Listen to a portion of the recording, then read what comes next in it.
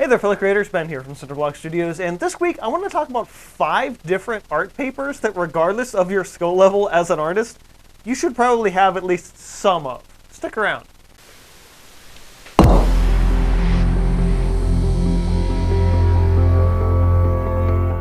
So paper is really important for, I would say, all artists, really. Like, paper is where everybody starts.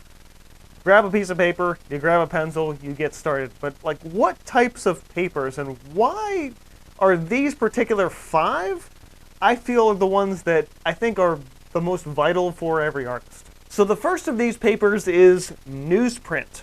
Newsprint, at its very core, is like the cheapest practice paper you can get. I'd say it's probably like ideal for learning like charcoal and like chalk / soft pastels.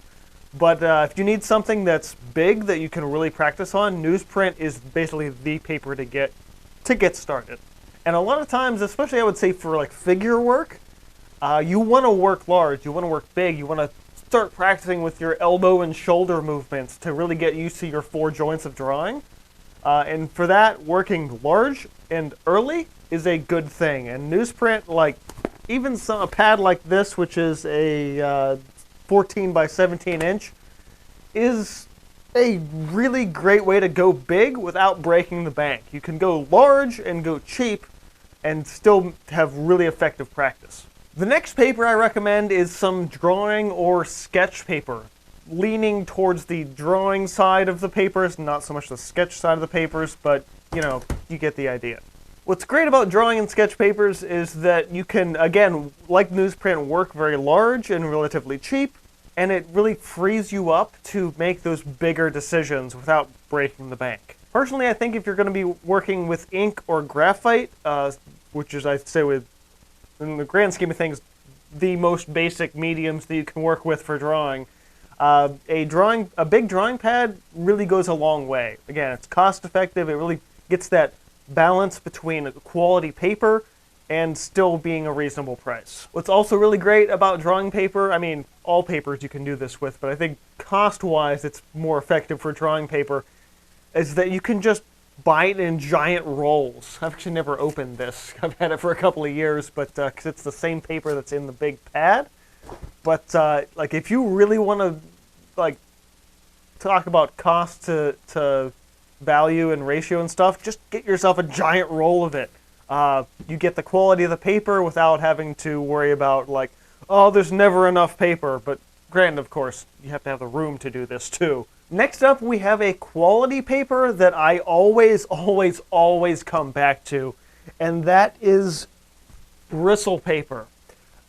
Now, this particular pad of bristle paper is considerably larger than I would expect any artist to have. Honestly, I think I got this on clearance, which is why I have such a big pad of it. But bristle paper is, excuse me, the number one.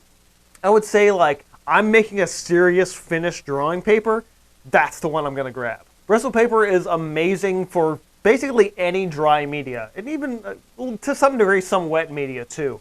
I love using it for ink, and some lighter ink stuff. It's a mixed bag, and it really is a mixed bag for ink. I wouldn't necessarily touch markers with it. Markers, especially alcohol markers, really absorb into it. But any kind of dry media, charcoal, pastel to some degree, it's really awesome with graphite. It literally is like the finished drawing paper. It's like, I'm doing a big, like it just said, I'm doing a big drawing, I'm doing this and serious about it. That's what I grab, is the bristle paper. Though it should be noted that bristle, of all of the papers on this list, is likely going to be the most expensive. The next paper, I think, is extremely vital. I would say artists, not even if you're specifically focused on dry media, but I would say even more so if you're an artist who leans into wet media, and that is some 140-pound cold press watercolor paper. Now, it should be noted that most 140-pound cold presses are going to be reasonable in terms of price to performance to quality and all of that. I have some of that Canson XL. I actually really love the Strathmore 400 series. Both of which are very reasonably priced, cheaper, lower end papers. But I would say it's not an absolute rule. There are some brands that f it up. But that's a topic for another day.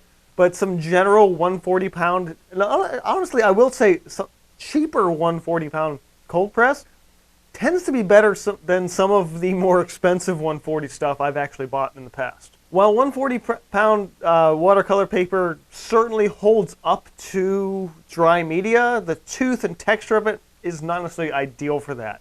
But what I do find that it's great for is that it's a cheaper option for both watercolors, acrylics, sometimes oils. If you're practicing with wet media, it's a really great option. Interestingly enough, that same Canson XL 140 pound as well as some of the Strathmore stuff, I actually use all the time. All of my color maps, my tests, a lot of my tutorials here on this channel that I'm working on paper are done on that same 140 pound cold press paper. In short, it's heavy enough to be versatile, but light enough to also be reasonably priced. And the last of my papers that I think every artist should have is probably some tracing paper. I actually have two different types. This one goes back, I think, at least 15 years in my supply of stuff. I don't use it all the time because it's really specialty, but the thing about tracing paper is that it's cheap and a specialty. Because I have two different pads spanning two different decades, pretty much means that like once you buy tracing paper, it's going to last you. So it's like it's an investment. It's the cheapest investment you can make that's going to last you a long time. You may not be using it all the time, but when you need it, it's actually really, really important. Now, unlike the other papers on this list, for me to break down all the uses of tracing paper, I would have to make a separate video. Turns out, I did make a separate video. I think it was like 5 years ago. It's over here. We'll link the card as well as in the description box below of all of our different artistic uses of a medium that I think a lot of people have when they're a kid. They're like, oh, a tracing paper, I'm just going to trace everything. There's a lot more uses to tracing paper than just tracing other people's art. So be sure to check that video out. So that's just a look at 5 art papers that, at least for me personally, I would say every artist should at least have some of.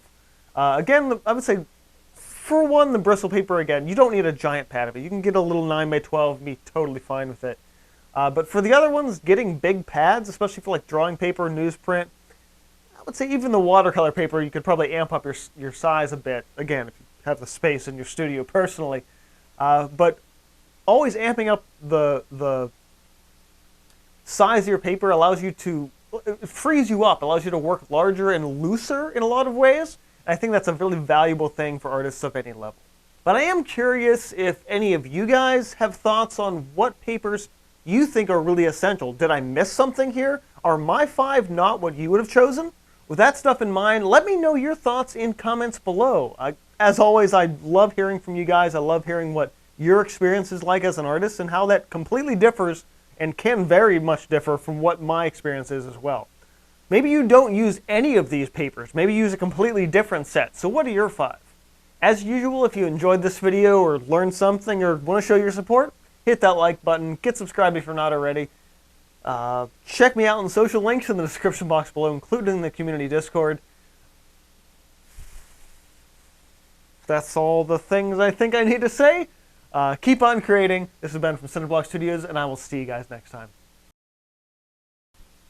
Nothing like a little late autumn phlegm.